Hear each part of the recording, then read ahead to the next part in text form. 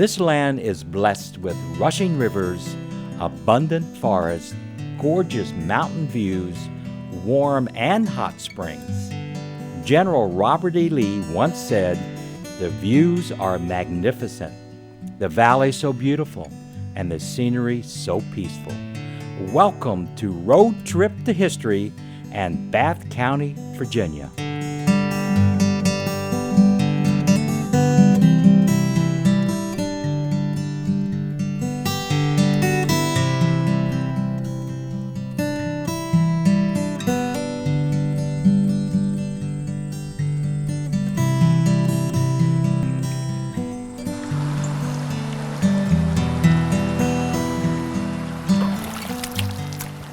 It all started with the springs. The hot, the healing, the warm, the blowing springs, the alum springs. Bath County owes its very name to the countless springs that flow into its rivers, the Jackson, the cow pasture, and the calf pasture. Legend has it that the first to discover the healing power of the springs was an Indian brave. Weary from traveling across the rugged mountain terrain, he bathed in the warm mineral waters and was instantly renewed. The springs of Bath became a sacred place to the Native Americans of the region.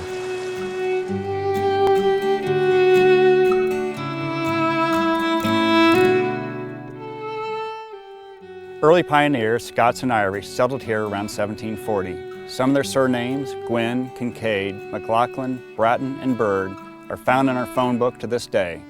The first log cabin was built along the Jackson River in 1743. By then, settlers were also making their homes along the Cowpasture River. The Cowpasture and the Jackson are twin mountain streams that begin right here in the highlands of the Allegheny Mountains and form the headwaters of the James. The Jackson defines western Bath, the Cowpasture the eastern region. These two rivers have been around for some 350 million years, since the Paleozoic era. Evidence exists of a Native American presence here as early as 8,000 years ago. By the time colonial pioneers arrived, there were no permanent Indian settlements in the region. Still, Native Americans frequented the area as a hunting and fishing ground. They called the Cowpasture the Walla Tula, which is said to mean winding river.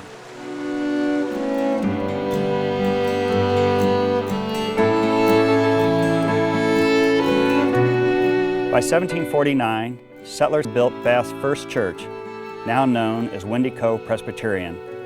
It is believed the name Windy Cove refers to the blowing cave near the site of the present-day church. Bath County is riddled with caves. In fact, it features one of the most extensive underground cavern systems in the eastern United States. Most of the caves are on private property in the Burnsville and Williamsville areas. Forts were built along Bass River in the early 18th century. Settlers along the Jackson and Cowpasture learned to keep vigilant watch for raiding parties of the Shawnees.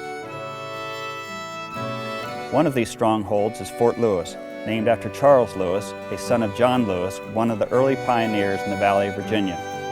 All John Lewis's boys, Andrew, William, Thomas, and Charles, were renowned for their skills of defending the frontier against bands of marauding Shawnees.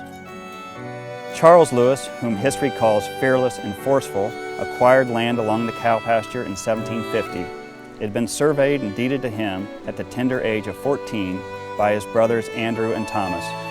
Charles erected a small stockade here in 1756. He married in 1762 and raised cattle, sheep, hogs, and hemp.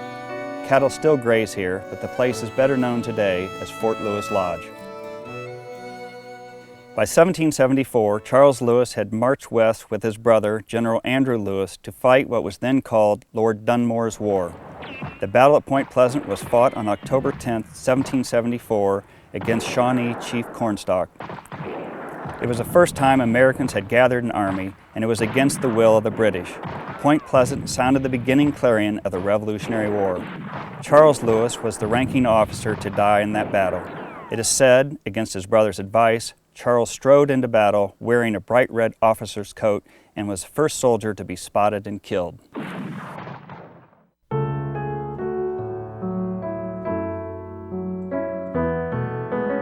The Warm Springs Hotel flourished for more than a century, thanks in part to its proprietor, Colonel John Fry, buried here in Warm Springs Cemetery. By all accounts, Fry was a personable and jolly innkeeper. He is said to have weighed his guests upon arrival. After a blissful summer dining and dancing and taking the waters, they were weighed again before they departed. And those who had gained weight during their stay, they were applauded.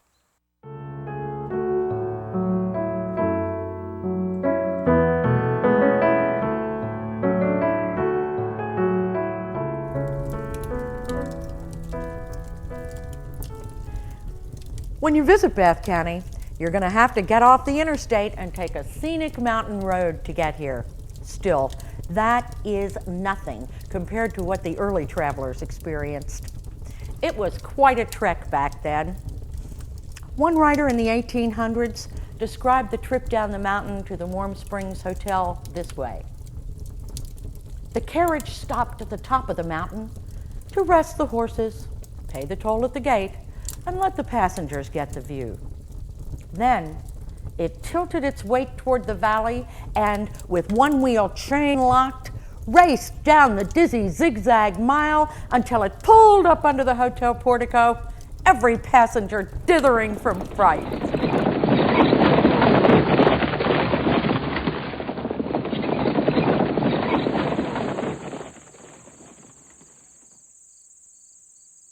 Bath County was founded in December 1790 and held its first court in May 1791 on land donated by Margaret Lewis. By 1842, a proper brick courthouse and jail had been erected. Today known as the Warm Springs Inn, back then it housed the sheriff, his wife and family, and an assorted handful of motley prisoners. Also on the grounds were several cottages that were used as lawyers' offices. Today, that courthouse and jail form the Warm Springs Inn, an eclectic and lovely place with gracious hosts and a gourmet restaurant, Elliott's, where the dining room was once the historic courtroom.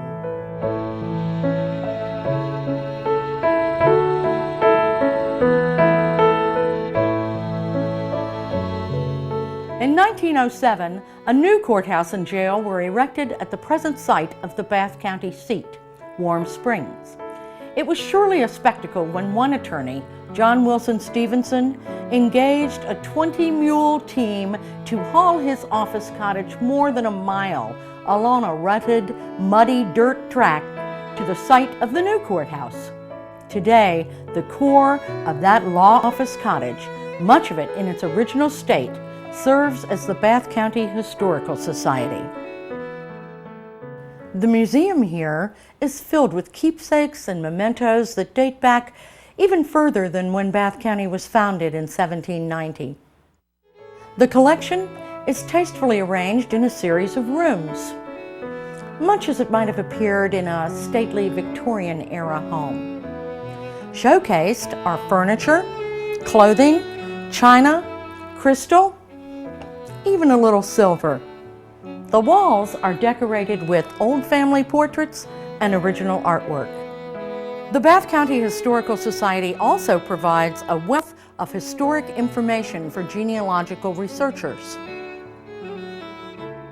Other museum rooms feature tools, war and railroad memorabilia, and, of course, lots of artifacts relating to the springs and the hotels around them.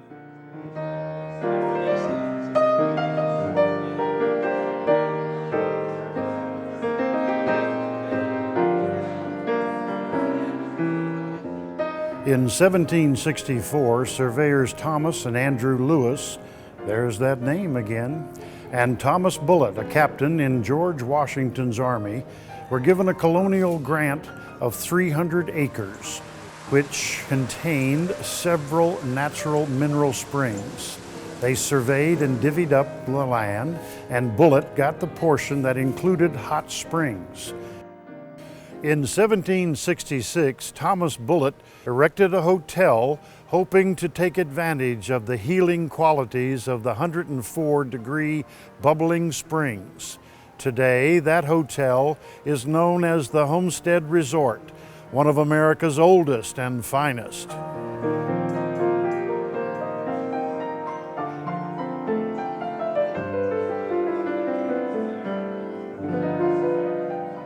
In the 1800s, the Warm Springs Hotel was the social mecca of travelers coming to take the waters, while Hot Springs drew those seeking the purported healing qualities of the springs. That all changed in 1890 when M.E. Ingalls, president of the Chesapeake and Ohio Railroad, bought the homestead and then brought the railroad to Hot Springs. Until that time, travelers from New York, Boston, Chicago had to disembark at the Millboro train depot in eastern Bath and then make their way west to the warm and the hot by carriage. Since 8 miles was about the limit of a stagecoach could travel in one day, those wanting to visit the hot first spent the night at Bath Alum Springs and then Warm Springs before arriving at their destination. Once here, they tended to stay for the season, be it spring, summer, or fall. It was the Ingalls family who developed the modern-day homestead. It was the train that brought the development to town. In 1890, the village we know today was nothing but a flower-strewn meadow. Yet, in just 3 years, Hot Springs was a bustling town, and the homestead sported a spa near the actual springs, a host of well-appointed guest rooms, even a hotel, the Virginia, to house the maids, chauffeurs, and other attendants such a fine clientele usually brought along with them. Quite a few presidents of the United States and dignitaries from other countries have enjoyed a stay at the homestead in the ensuing years. The Duke and Duchess of Windsor spent some time here, although legend has it they never paid their bill.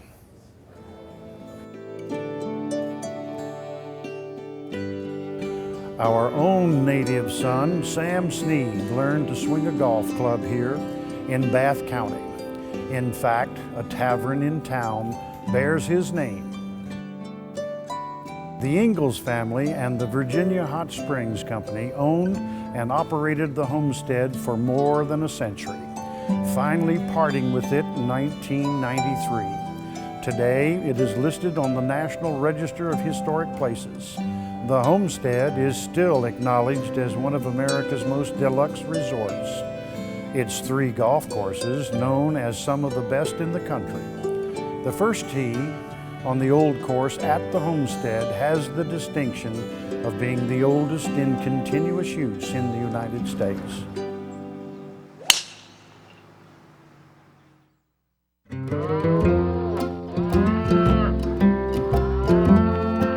Because of its mountainous location, the homestead had to take care of many of its own needs. One of those suppliers was the old Homestead Dairy. As recently as the 1960s, traffic was stopped twice a day as the herd was led across the highway from the dairy barn in the morning and back again in the afternoon. There was no such thing as home delivery by a milkman. Folks came to the dairy to pick up what they needed, and they always brought the whole family along because children each got a free little bottle of chocolate milk. Now, meticulously restored by the Homestead Preserve into a community center.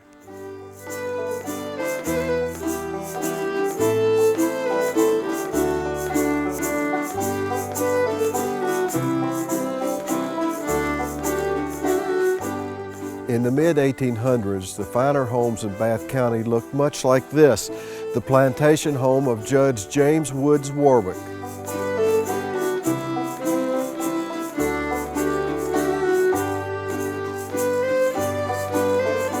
The Greek Revival style of architecture was very popular in the 1850s, and this serves as a prime example.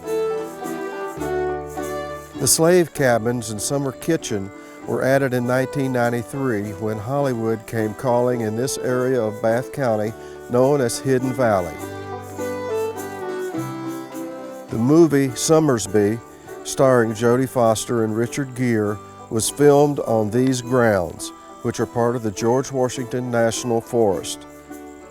In 1992, the Forest Service leased the mansion and its grounds, in a sad state of repair at the time, for 30 years, and refurbishing began immediately. Today, it is the Hidden Valley Bed and Breakfast.